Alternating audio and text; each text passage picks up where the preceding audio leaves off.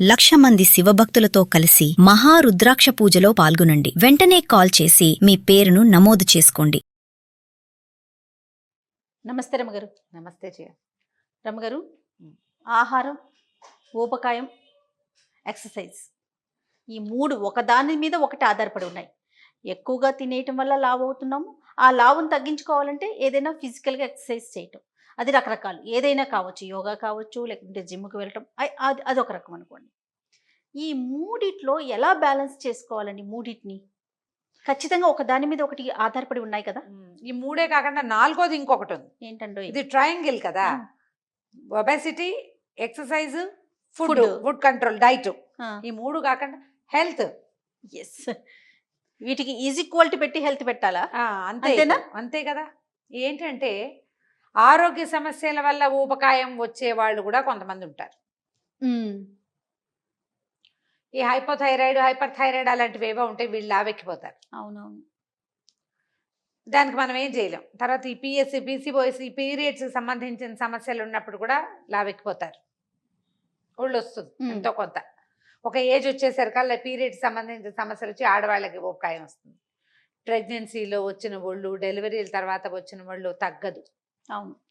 కొంతమంది జనరల్గా మనం ఒళ్ళు వచ్చింది అనగానే ఫుడ్ మానేయటం అనేది ఒకటి పెట్టుకుంటూ ఉంటాం. మనం అదొక ఉద్రేకం. ఆహారం ఏదో కొంచెం తగ్గిస్తాం, లేదా కొంచెం ఫుల్ డైట్ కంట్రోల్, పూర్తిగా అవాయిడ్ చేసేస్తాం. కప్పు అన్నం, 2 కప్పుల కూర, పావు కప్పు అదేదో ఇలా తింటాం. అవును. అన్నానికి క్రేవింగ్ వచ్చేస్తుంటుంది, తిండికి శరీరం, దాన్ని మానుకోలేకపోతాం. ఇంకొకళ్ళు ఉంటారు బాగా ఎక్సర్సైజ్, వాకింగ్ చేసి అది చేసి వాకింగ్, ఎక్సర్సైజ్, ఇవన్నీ వీటి మీదే ఉంటుంటారు. దీనికి బ్యాలెన్స్ ఎప్పుడైనా అవి మానేసి జిమ్ గిమ్ము తెగ తిరుగుతారు. జిమ్ మానేగా మళ్ళీ మెత్తగా వచ్చేస్తారు మనుషులు. అసలు ఊబకాయం రావడం అనేది ఒకసారి టెండెన్సీ వచ్చిందంటే ఇక పోదు. ఎంతో కొంత ఒళ్ళు ఉంటేనే మనుషులు బాగుంటారు. మరీ బక్కగా ఉంటే బాగోరు కదా. ఓ ఏజ్ వచ్చాక కొద్దిగా ఆ మాత్రం కండ పూడితే, ఇప్పుడు కండే ఉంటే బాగుంటుంది, ఫ్యాట్ ఉంటే అదే కదా ఆరోగ్యానికి ఇబ్బంది. అది హార్ట్ హెల్త్కి మంచిది కాదు, లివర్కి మంచిది కాదు.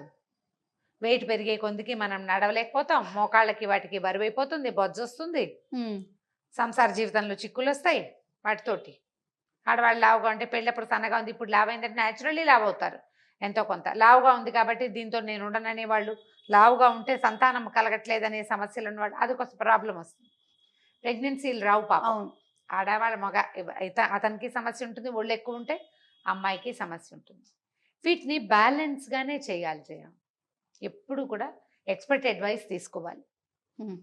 వెయిట్ తగ్గడానికి మనంతటా మనం ఒక విధానం పెట్టుకుని చేస్తే అంత బాగా అవ్వకపోవచ్చు. మనకి హెల్త్ ఇష్యూస్ ఉన్నాయనుకో, ఇప్పుడు మనం ఉన్నాం ఏదో కొంచెం వెయిట్ ఉంది, దీనివల్ల మనకేం పెద్ద సమస్య లేవు.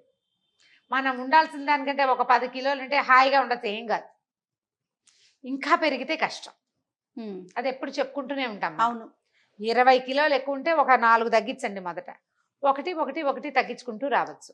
దీనికి ఒట్టి డైటింగే చాలదు, ఒట్టి ఎక్సర్సైజే చాలదు. డైటింగ్తో పాటు ఎక్సర్సైజ్, ఆహారంలో కొన్ని అసలు ఉండనివ్వకూడదు. షుగర్స్లో ఆయిల్స్ కొంచెం తగ్గించాలి. ఫ్యాట్స్ అసలు లేవు, ఫ్యాట్స్ ఉండకూడదు. ఆయిల్ మంచిదే, ఫ్యాట్ వేరు ఆయిల్ వేరు కదా. అవును. అందులో కొన్ని హెల్తీ ఫ్యాట్స్ ఉంటాయి.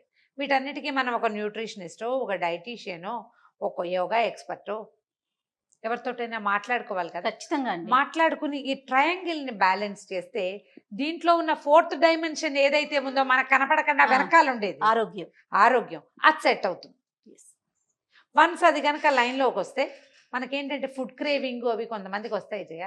షుగర్స్ డౌన్ అయిపోతాయి కొంతమందికి, వెంటనే షుగర్స్ ఇవ్వాలి. ఏదైనా సిచ్యువేషన్లో ప్రాబ్లం వచ్చింది, డిప్రెసివ్గా ఉంటే ఫుడ్ క్రేవింగ్ వచ్చేస్తుంది, ఎక్కువ తినేస్తారు.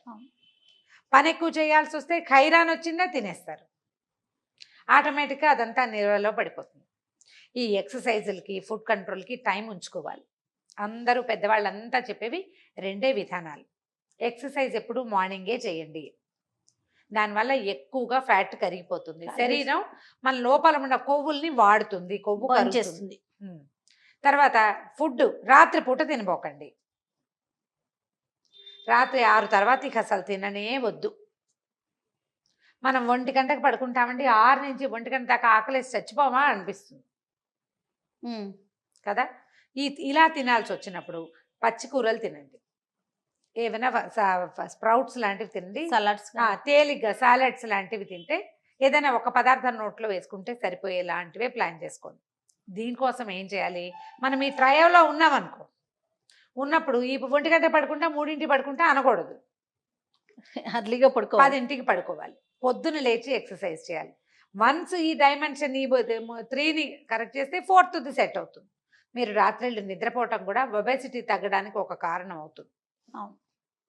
సరి అయిన వేళకి నిద్ర, సూర్యుడితో పాటు 7ంటికి 8ంటికి పాత రోజులాగా గూట్లో దీపం నోట్లో ముద్దలాగా చేసి నిద్రపోలేము.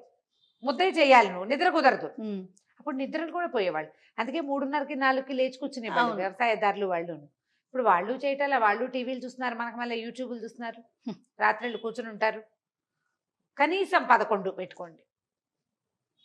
డేట్ మారడానికి ముందే పడుకుంటే కొంచెం పొద్దున్న లేవగలుగుతారు, మార్నింగ్ ఎక్సర్సైజ్ చేయగలుగుతారు. పూర్తిగా వాకింగ్ కానీ ఏదైనా సరే పొద్దున చేసిన దాని ఫలితం సాయంత్రం ఉండదు.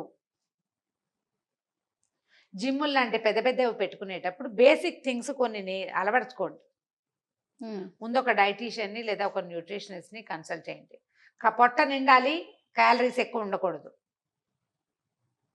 ఫుడ్ క్రేవింగ్ వచ్చినప్పుడు వితౌట్ క్యాలరీస్ నేనేం తినచ్చు, మన శక్తిని బట్టి. మనకు ఓపిక ఉండాలిగా అవన్నీ కొనుక్కుందుకు, మన శక్తి అనుసారం. ఇది చిన్న ఏజ్ వాళ్ళ నుంచి పెద్ద ఏజ్ వాళ్లకు ఫుడ్ క్రేవింగ్ ఉంటుంది ఎవరికైనా కూడా. ప్లాన్ ప్రకారం చేస్తే మనం దాంట్లో నుంచి బయటకు వస్తాం. ఆకలి వేస్తుంది, ఏదో తినబుద్ధి అవుతుంది, అప్పుడు ఏం తింటే మనకి నోరు సాటిస్ఫై అవుతుందో, బాడీకి దాని మీద అది ఎక్స్ట్రా ఫ్యాట్ కాకుండా ఉంటుందో వాటిని ఒక లిస్ట్ అవుట్ చేసి అవి ఇంట్లో ఉంచుకోవాలి.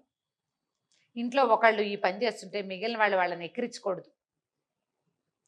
ఇవాళకి మానే డైటింగ్, ఇవాళకి హోటల్లో తినేద్దాం, ఇవాళకి పెళ్ళికి వెళ్దాం అని మిగిలిన వాళ్ళు కనుక వీళ్ళు కాల్పుచ్చుకు లాగేయకపోతే అప్పుడు వీళ్ళు కాస్త డైటింగ్ చేయగలుగుతారు. వైఫ్ అండ్ హస్బెండ్ ఇద్దరు అయితే ఇద్దరు కొంత డైట్ చేయండి, కొంత ఎక్సర్సైజ్ చేయండి, సరదాగా ఉంటుంది. అప్పుడు వాళ్ళ కోసం ఓ రకం, వీళ్ళ కోసం ఓ రకము అవ్వకుండా, అవన్నీ నేను చేయలేను అని మొండికెత్తకుండా ఉంటే కొంచెం ఫ్రెండ్లీగా ఉంటారు. కాస్త మన మధ్య కూడా కొంత బాంధవ్యం పెరుగుతుంది. ఇది ఒక ప్లాన్ ప్రకారం కనుక చేస్తే మనం ఈజీగానే ఒబేసిటీని జయించగలుగుతాం. వీటితో పాటు మనకి ఏ హెల్త్ ఇష్యూస్ వల్ల వెయిట్ పెరుగుతున్నామో చూసుకుని దానికి సరైన డాక్టర్ని చూసుకోవటం. అంటే ఒక్కదాని మీదే కాన్సన్ట్రేట్ చేస్తారు అమ్మగారు.